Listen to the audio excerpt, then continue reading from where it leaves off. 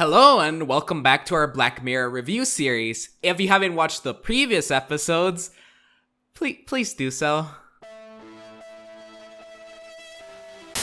Today, we take a look at Black Mirror's third episode, The Entire History of You. At its most basic form, we have a typical affair story, something that we've all seen before from movies to TV shows or hell, even in your own life. What differentiates this story from other similar stories is the addition of the grain. With it, you turn your typical affair story into something a lot more complex/interesting. However, the episode itself is not about the technology presented.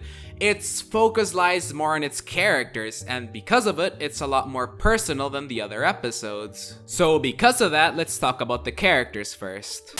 Right off the bat, all three of our characters are unlikable. The range of unlikability differs between characters, but overall, they're all kind of pricks. First, there's our MC, Liam Fox. Liam is a distrusting husband to his wife Fionn, and as I mentioned earlier, kind of a dick. In the beginning of the episode, his dickness was segregated to him just being jealous and overanalyzing things. Things like, you laughed at his bad joke, or look how you look at him and then how you look at me. You know, really petty shit. However, as the episode progresses, his obsession over this slowly increases, which culminates into Liam barging his way into Jonas's house and threatening to fucking kill him if he doesn't delete every memory he has of his wife. Now delete it all, the lot, or I will crack your skull and I will gouge your fucking neck.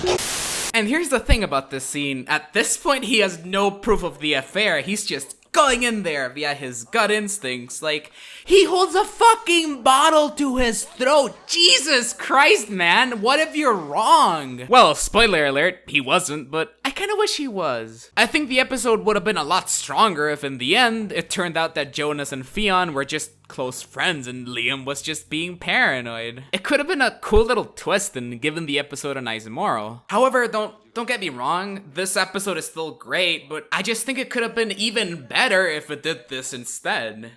Anyways, after that little incident, Liam wakes up in his car and doesn't remember anything about the night before, but because of the grain, he just watches what happened. Instead of feeling, I don't know, regret or shame for his actions, he instead goes all detective on the thumbnails and finds out that his suspicions were right. His wife did in fact cheat on him. And here's where things get a little bit complicated. In the mind of many, this revelation justifies Liam's actions throughout the episode. Me, however, I don't think it justifies it, at least not completely, because of the following reasons. First, well, yes, in the end he was right, it's just the way he finds out that really bothers me. It's a classic case of the ends don't justify the means. Like, on one hand, I feel you, Liam, I really do. You want to find out the truth, and if I was in your shoes, I would too. But in the other hand, or I will crack your skull and I will gouge your fucking neck.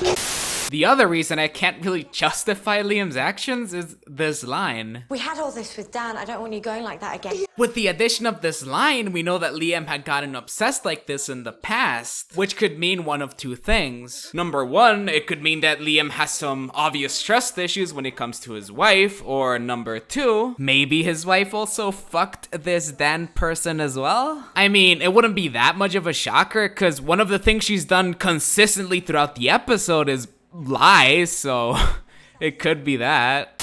Also, I think I've been giving Liam a little bit too much shit, so to balance it out, let's talk about Fionn. Similarly to Liam, Fionn also did a lot of shitty things. Like, for example, in the beginning of the episode when Liam didn't know about the affair, she totally wanted to bang Jonas again. She didn't feel bad about it at all until Liam finds out, so that's pretty shitty. Then there's all the lies, the affair itself, and, you know, the whole part of her making him believe that the child resulting from said affair was his, which is honestly one of the most despicable things you could ever do to someone, so there's that. But honestly, we could be here all day listing every shitty thing both of these characters did, but in the end, it'd be pretty pointless. I don't think you can really pick a side. Both Liam and Fionn did some really shitty things and are both really shitty people, so it's impossible to call one the good guy and the other the bad guy. Like, the whole reason this affair even got started was because Liam just walked out of their relationship. He just left. He didn't say anything to Fionn, which is a shitty thing to do. Like, if you needed some time, then tell your partner you needed some time. But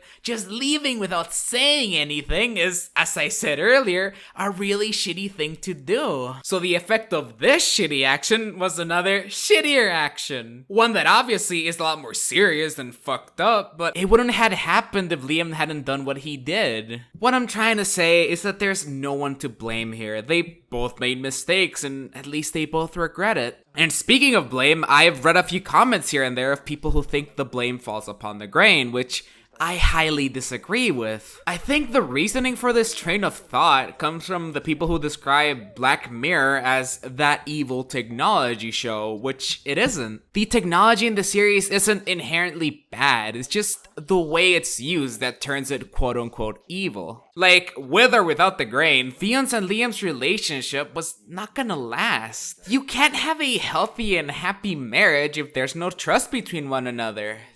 Lastly, let's talk about the grain. As I said earlier, the episode's focus isn't really on the grain, but it is a pivotal part of the episode and part of what makes it so great, so let's talk about it. The grain itself seems like a pretty great thing to have. With it, you can relive your happiest moments. For example, things like a great night with your friends or the golden age of a relationship.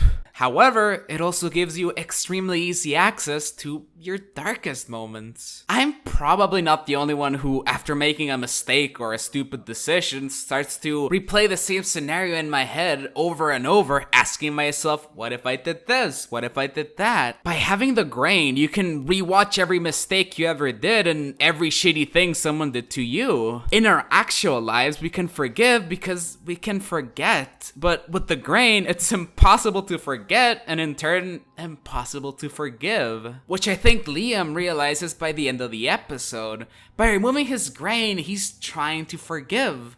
Trying to forget.